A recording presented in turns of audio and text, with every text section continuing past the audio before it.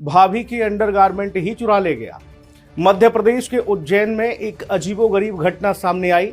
यहां एक युवक ने रस्सी पर सूखे महिला के अंडरगारमेंट चोरी कर लिए। सीसीटीवी में ये कहानी पता चली। पुलिस ने युवक को गिरफ्तार किया है।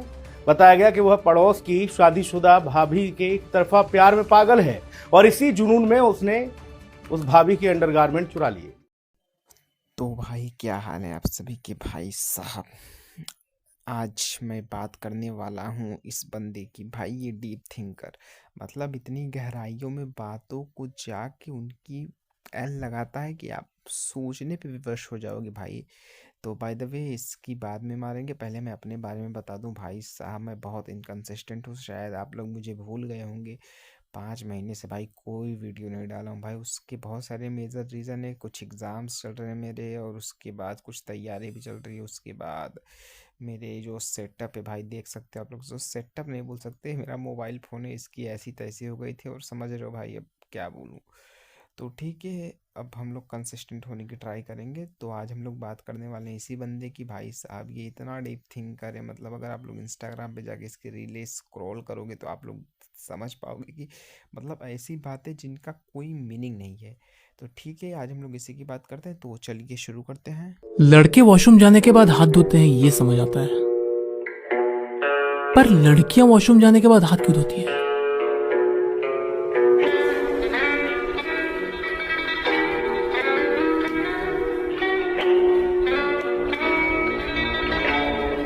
Think about it bro. मतलब ये जो फिर वही बात आ जाएगी, ये जो गरीब हो ना आदमी, यो साला अपनी आदत से गरीब हो। भाई अभी चल रही है नवरात्रि, और नवरात्रि में मैं गालियां ना के बराबर देता हूँ। भाई साहब ये वही लड़के हैं जो गर्ल्स टॉयलेट की खिड़कियों से देखते हैं कि लड़कियां अंदर क्या कर रही हैं। मतलब भाई दुनिया में इतनी प्रॉब्लम्स हैं, लेकिन इन दोनों को क्या पड़ी है कि लड़कियां बाथरूम जाने के बाद हाथ क्यों धोती हैं। मतलब भाई वो हाथ इसलिए धोती क्योंकि उनकी उंगलियों से तुम्हारी प्रोफाइलें गलती से टच हो गई होती हैं। और अगर इससे भी अच्छा जवाब चाहिए तो जाके अपने मम्मी से पूछो कि वो हाथ क्यों धोती हैं। और ये बकचोदी करने के बाद भाई इनकी शक्ल ही देखो, मतलब इतनी गहरी बातें कर दी इन लोगों ने कि ऐसा इनकी शक्ल देख के लग रहा है कि इन्होंने ईरान और इजराइल का युद्ध रुकवा दिया है भौसड़ी के।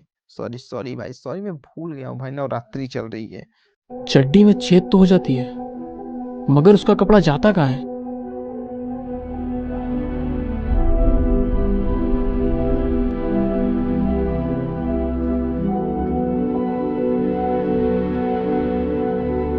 Think about it bro. भाई साहब क्या बात बोली भाई, मतलब ये तो सच में एक मिस्ट्री है भाई, और इस मिस्ट्री को सॉल्व करने के लिए न्यूटन के जैसा एक साइंटिस्ट को दोबारा जन्म लेना पड़ेगा। मतलब यार आप इनसे एक्सपेक्ट कर रहे हो कि ये भारत की युवा हैं? अजी नहीं, ये युवा नहीं, ये भारत के लिए समस्या है। और भाई मोदी जी इन पे क्या कहते हैं आप लोग सुनिए। भारत के युवा की सोच का विस्तार आसमान से भी ऊंचा है। भारत की युवा शक्ति का सामर्थ्य भारत को विकसित राष्ट्र बनाएगा। विकसित भारत यानी जो आर्थिक, सामरिक, सामाजिक और सांस्कृतिक रूप से सशक्त होगा। जब हमारे हर कदम की दिशा एक ही होगी, जब हमारी नीति की भावना एक ही होगी, तो दुनिया की कोई भी शक्ति हमें विकसित होने से नहीं रोक पाएगी।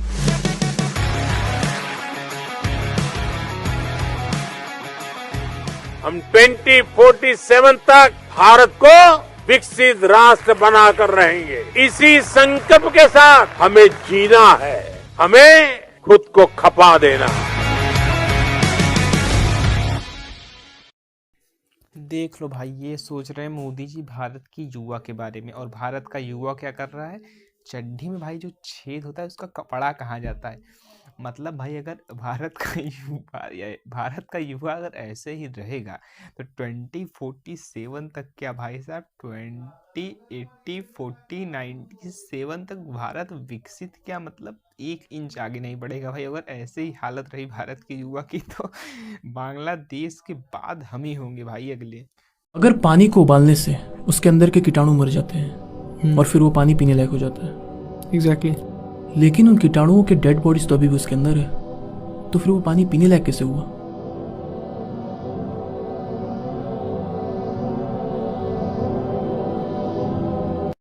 भाई इसके लिए पढ़नी पड़ती है बायोलॉजी, समझे। एक चैप्टर बायोलॉजी का पढ़ने से आप महान नहीं हो गए हो जो यहाँ बैठ के आप ये पॉडकास्ट मतलब ये जो भी बकचोदी कर रहे हो। इसके लिए मोटी मोटी बुकें होती हैं भाई, वो पढ़नी पड़ती है भाई। मतलब यार आप लोग को लगता है कि जब तक ये लोग हैं, लोग ये पॉडकास्ट देखेंगे, नहीं देखेंगे भाई। ये दोनों यूजलेस है भाई जब तक ये बंदा यहाँ पे बैठा है। मतलब भाई एक तरीके से यार ये इतना पैसा कमा रहा है भाई साहब, इसके व्यूज जाके चेक करो आप लोग एक बार। और यहाँ एक मैं हूँ भाई फालतू में भाई मतलब अपना समय बर्बाद करके वीडियो बना रहा हूँ, क्या बोलूँ यार। मतलब बात घूम फिर के फिर वही आ जाती है, जो गरीब हो ना आदमी, यो साला अपनी आदत से गरीब हो। समझे आप लोग। अगर सनी लियोन की शादी सनी देओल से होती, तो क्या दोनों को हम सनी देओल कहते हैं? बस भाई बस मेरी दोनों किडनियां फेल हो चुकी हैं। अब मैं कुछ नहीं बोल सकता भाई। तू ये बता कि अगर तेरे घर पे किसी की शादी इससे हो गई तो तू उसको क्या बोलेगा? मतलब भाई साहब मतलब भाई जो आदमी इसको नहीं जानता वो तो यही समझेगा ना कि भाई कि ये भाई सब पॉडकास्टर्स ही हैं, लेकिन भाई ये हैं दोनों चूतिया। और भाई ये देने के बाद ये मतलब ऐसी शक्लें बना रहे हैं भाई, मतलब हंस रहे हो कि सीरियस हो, कुछ तो बताओ भाई। मतलब समझ में ही नहीं आता भाई इनका। मतलब यार लोग बोलते हैं भाई पॉडकास्ट देखने से आपकी स्किल डेवलप होती है, लेकिन इनके जैसे लोग अगर बैठे हो ना भाई तो स्किल के भी एल लगा देते हैं। जब लॉकडाउन लगा था तब जितने भी होमलेस लोग थे वो सारे गए कहाँ थे?